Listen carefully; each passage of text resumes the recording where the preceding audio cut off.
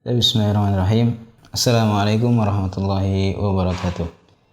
Alhamdulillah, salatu wassalamu ala rasulillah wa ala alihi wa ashabihi wa mawala wa la hawla wa la quwata illa billah, amma ba'd. Kaum muslimin yang dirahmati Allah subhanahu wa ta'ala, kita telah membahas pada 3 seri yang terdahulu tentang isim mu'rab, yaitu ada isim yang marfu, kemudian isim yang mansub, dan isim yang majrur. Pada dasarnya kita sudah mengetahui marfu tandanya apa? Dhammah, kemudian mansub tandanya fathah, dan majrur tandanya apa? Kasroh. Nah, di sini kita ingin menekankan bahwa untuk isim yang marfu ada tanda yang lain. Demikian juga isim mansub ada tanda yang lain. Demikian juga isim yang majrur juga ada tanda yang lain. Nah, kita lihat di buku, misalnya contoh Fazal mujtahidani. Perhatikan contoh ini. Telah beruntung al-mujtahidani, 2 orang yang bersungguh-sungguh itu. Nah, kita sudah tahu di sini ada kata kerja faza. Ada pelaku yaitu al-mujtahidani. Siapa yang beruntung? 2 orang yang bersungguh-sungguh. Perhatikan di sini. Al-mujtahidani ini kita sudah pernah belajar, ini disebut dengan isim apa? Musanna.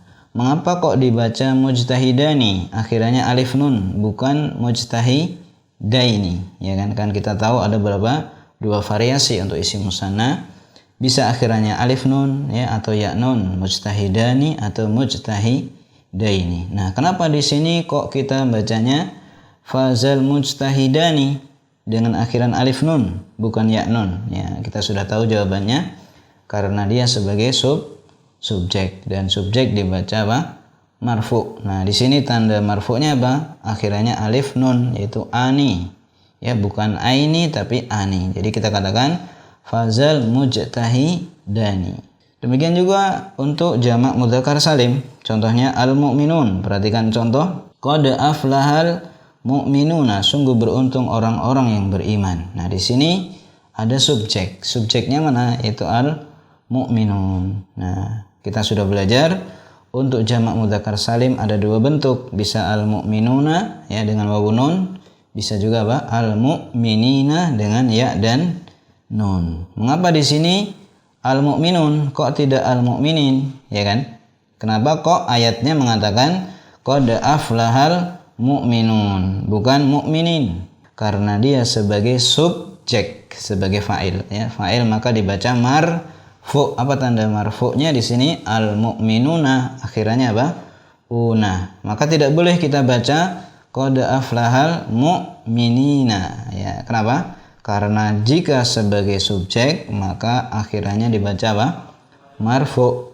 Nah, bagaimana jika sebagai objek? Kita lihat contohnya.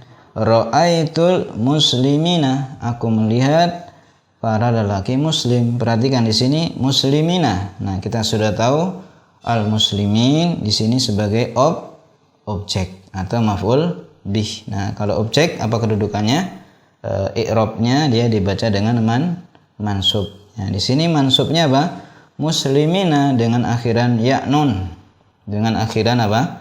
Ya nun. Maka tidak boleh kita ganti ra'aitul muslimuna, ya kan? Karena dia sebagai objek. Objek harus dibaca apa? Marfu'. Kalau marfu' bagaimana? Muslimuna dengan akhiran wawu dan nun. Di sini apa akhirannya? Muslimina. Oh, berarti dia mansub. Jadi ra'aitul muslimin ini adalah contoh untuk jamak mudzakkar salim dengan tanda apa?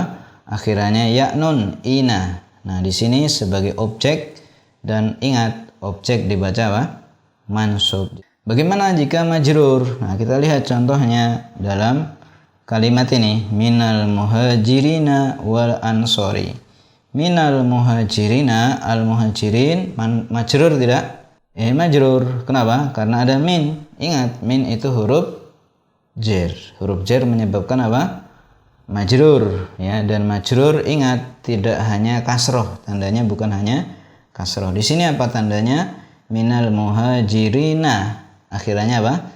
Ina, yaitu ya dan nun. Karena ada 2 variasi untuk jamak mudzakkar salim. Ya, sudah kita bahas ya di video-video terdahulu tentang macam-macam isim.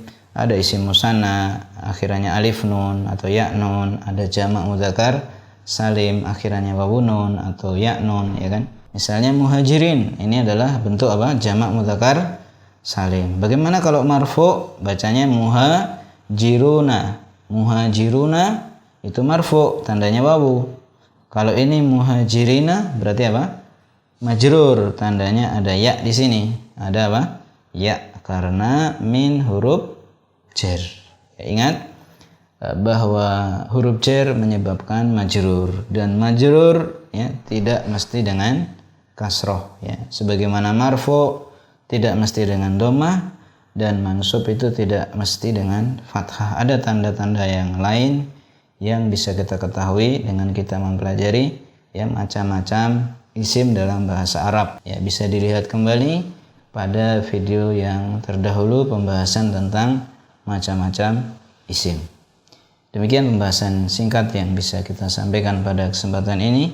Mudah-mudahan Allah berikan pemahaman kepada kita dalam ilmu bahasa Arab ini, karena bahasa Arab adalah bagian dari agama Islam yang kita cintai. Wassallallahu ala nabiyina Muhammadin wa ala alihi washabbihi wasallam. Walhamdulillahirabbil alamin. Wassalamualaikum warahmatullahi wabarakatuh.